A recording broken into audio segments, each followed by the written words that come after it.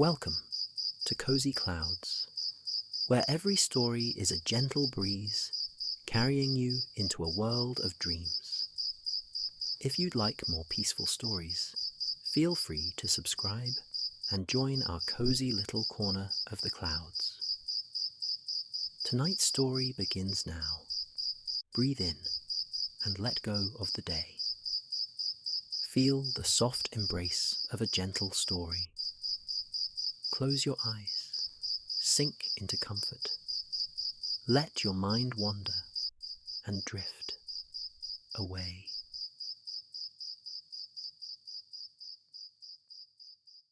The Swan Keeper's Sanctuary.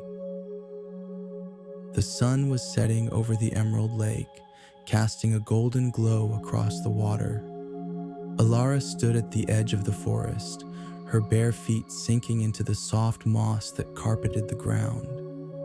She had been walking for hours, her mind heavy with the worries of the world she had left behind. But here, in this quiet place, the air seemed to hum with a gentle magic, and she felt her burdens begin to lift. Alara was a wanderer, a seeker of stories and secrets. She had heard tales of a castle hidden deep in the woods, a place where time moved slower and the world felt softer. She hadn't expected to find it so easily. But as she stepped into the clearing and saw the lake stretching out before her, she knew she had arrived. The castle stood on the far shore, its ivory towers glowing faintly in the twilight. It was even more beautiful than the stories had described, with ivy climbing its ancient walls and golden light spilling from its arched windows. But what caught Alara's attention most were the swans. A pair of them glided across the lake, their feathers gleaming like polished silver. They moved with a grace that seemed almost otherworldly, and as they approached the shore, Alara felt an unspoken invitation.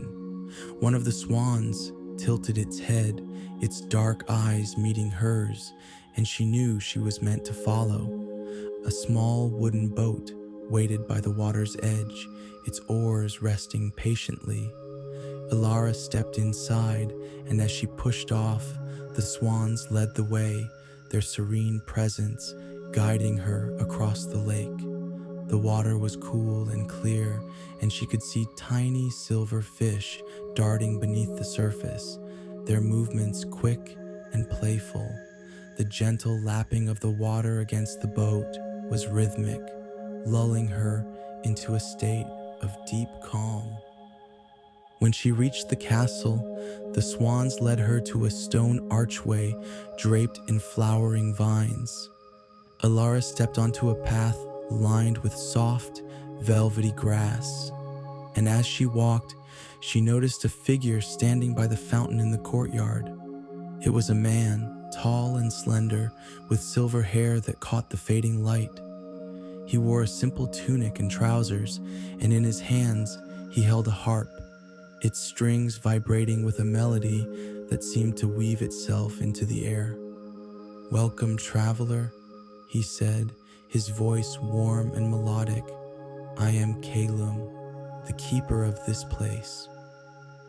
Alara smiled, feeling an immediate sense of comfort. "Thank you. It's beautiful here."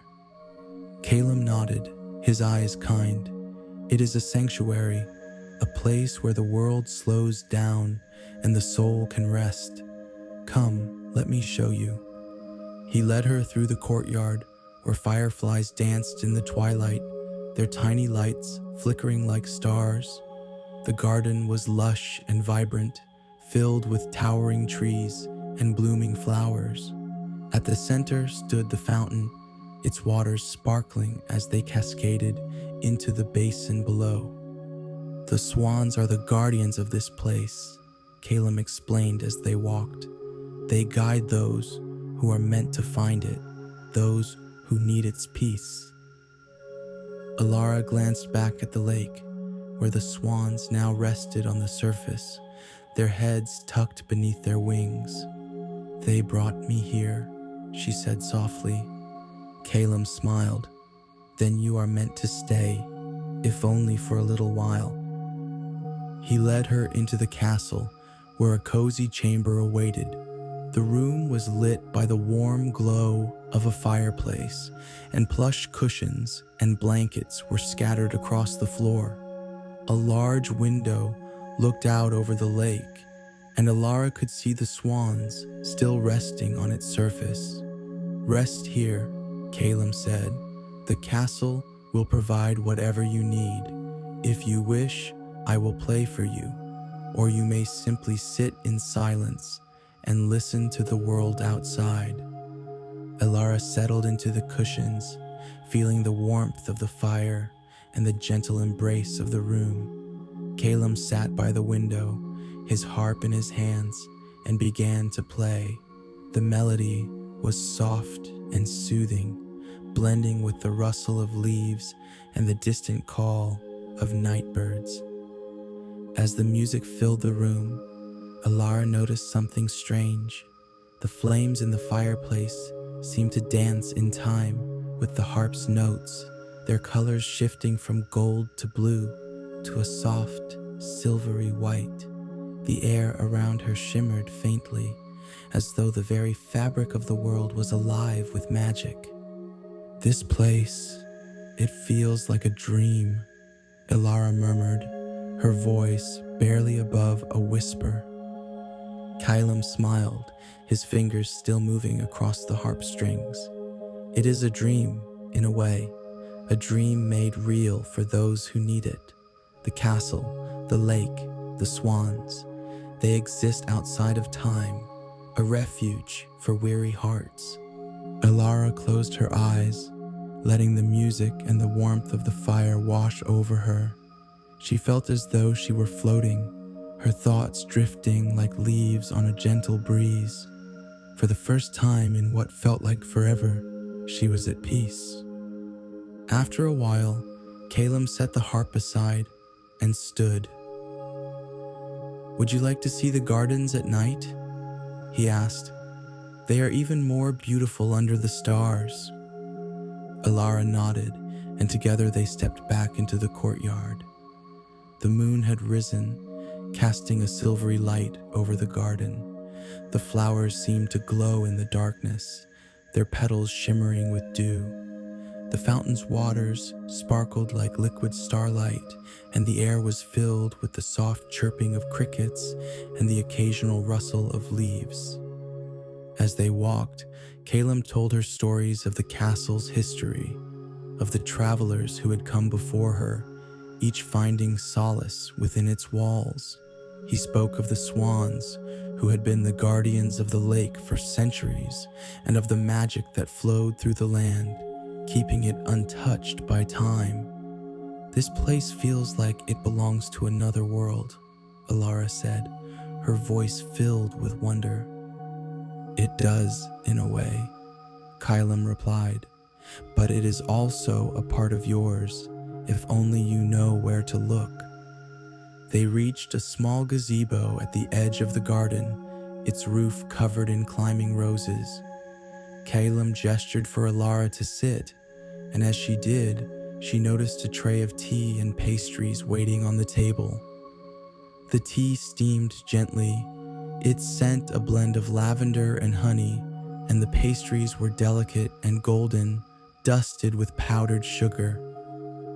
"How did you know I'd be here?" Alara asked, her curiosity piqued. Calum smiled. "The castle knows what its guests need, even before they do."